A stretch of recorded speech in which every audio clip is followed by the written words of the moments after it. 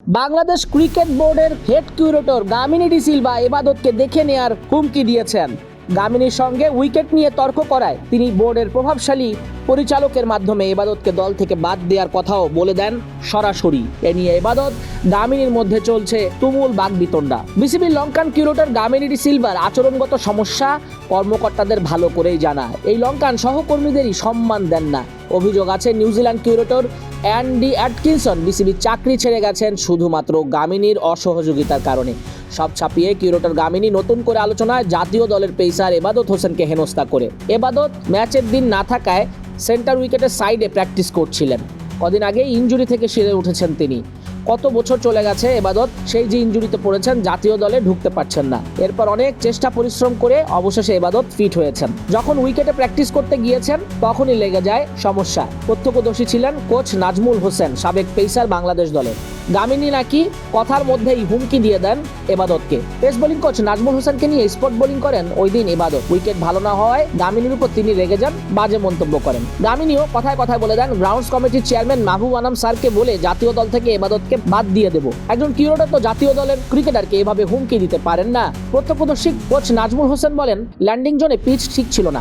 Land করার সঙ্গে সঙ্গে মাটি ভেঙে গর্ত হচ্ছিল।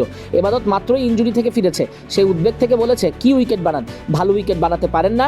গামিনীর উত্তর ছিল, তোমার কাজ করো, আমার কাজ নিয়ে কথা বলতে হবে না। এরপর তো কথা কাটাকাটি।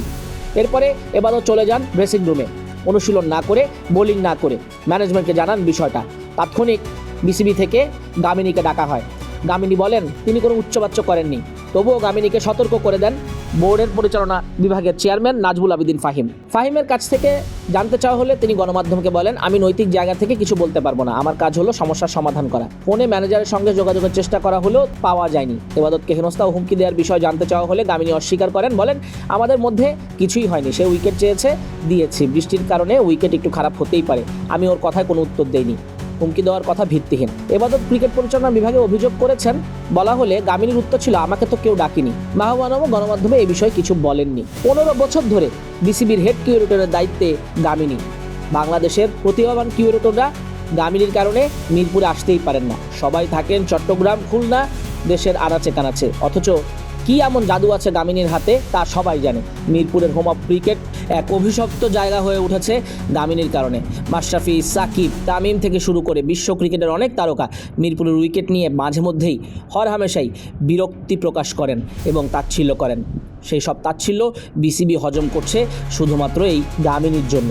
তবে আর নয়, হাইকমান্ডের অনেকেরই চিন্তাভাবনা জুলাইয়ের পরে তার চুক্তি আর নবায়ন করা হবে না। তাই হয়তো 15 বছরের গামিনী অধ্যায় শেষ হতে যাচ্ছে। বিসিবি নতুন কাউকে ঠিক করবে, তবে তার আগে বাংলাদেশের একজন ক্রিকেটার, একজন সোলজারকে এভাবে কথা বলতে পারেন কিনা গামিনী, সেই কারণ উদ্ঘাটন করে সেটা জনসম্মুখে প্রকাশ করার দাবি জানাচ্ছে সচেতন ক্রিকেট মহল।